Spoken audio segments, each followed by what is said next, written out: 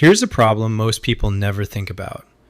Let's say hypothetically you've come into a very large amount of cash, and let's say it came from somewhere you'd rather not explain. You'd assume the hard part is getting the money. It's not. The hard part is spending it. Try to buy a house with it, a car, a nice watch. The moment the number gets big enough, one question shows up and ruins everything. Where did this come from? And I'd rather not say is not an answer a bank or a tax agency will accept.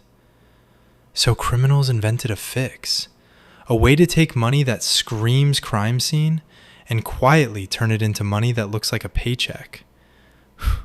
It's called money laundering, and understanding it tells you a lot about how the whole financial system really works.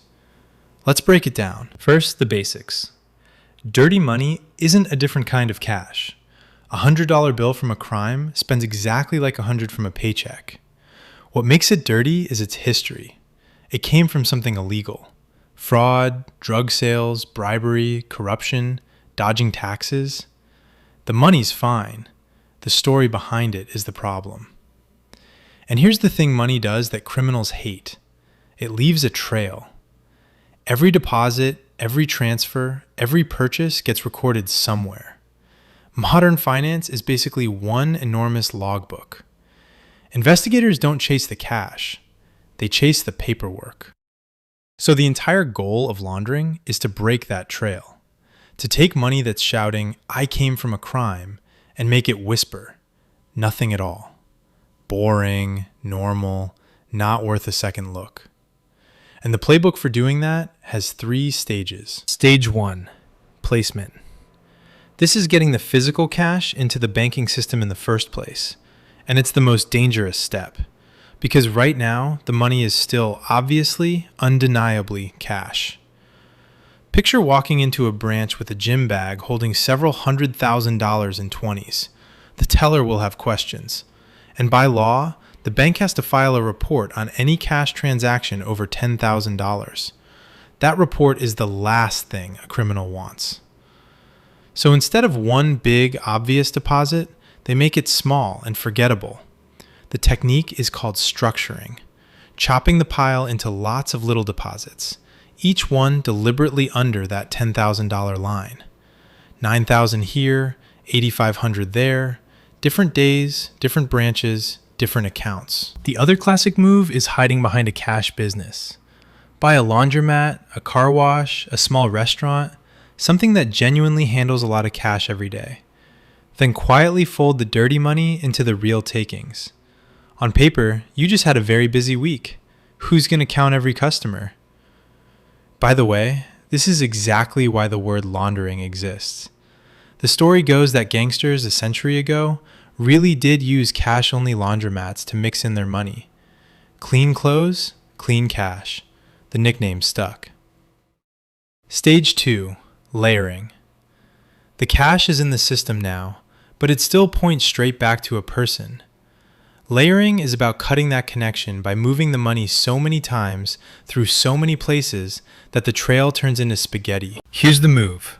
Wire it from a bank in one country to a company in a second country, which loans it to a company in a third, which invests it in a fourth, which sends a little back as profit. Repeat. Each hop is legal looking on its own. Stacked together, they're a maze built on purpose to get you lost.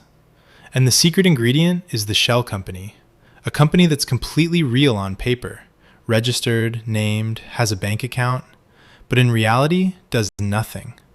No staff, no product, no office.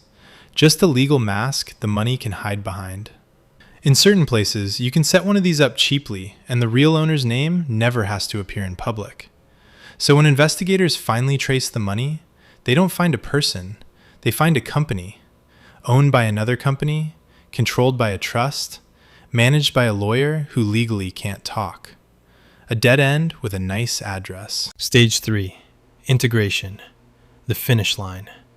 The money's been placed, it's been scrambled beyond recognition, and now it comes home looking completely legitimate, ready to spend in broad daylight.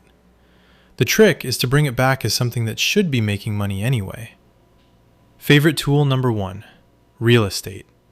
Buy an expensive apartment through a shell company, sit on it, then sell. Now your money isn't suspicious cash, it's a tidy profit from a property deal. It's part of why some of the priciest neighborhoods on Earth are full of dark, empty luxury flats nobody actually lives in. Favorite tool number 2, art.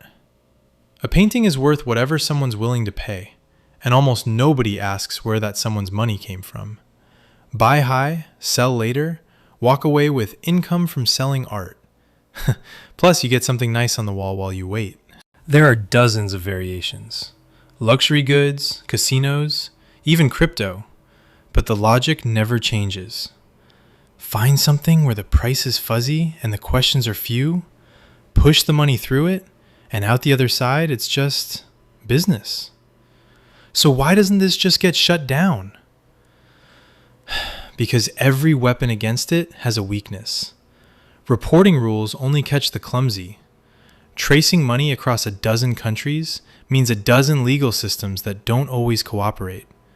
And every honest bank, business, and border the money passes through is one more place for it to blend in. Here's the number that really lands it. The United Nations estimates that somewhere between $800 billion and $2 trillion gets laundered worldwide every year, roughly 2 to 5% of the entire global economy. And of all that money, investigators recover only a sliver. By most estimates, around 1%. So that's the whole machine. 3 stages. Get the cash in, scramble the trail, bring it back clean. None of it is magic. It's just patience, paperwork, and exploiting the gaps between honest systems. The more you understand it, the more you start noticing those gaps everywhere. If this made the financial world a little less mysterious, subscribe. That's exactly what we do here. And tell me in the comments, which stage surprised you the most? I'll see you in the next one.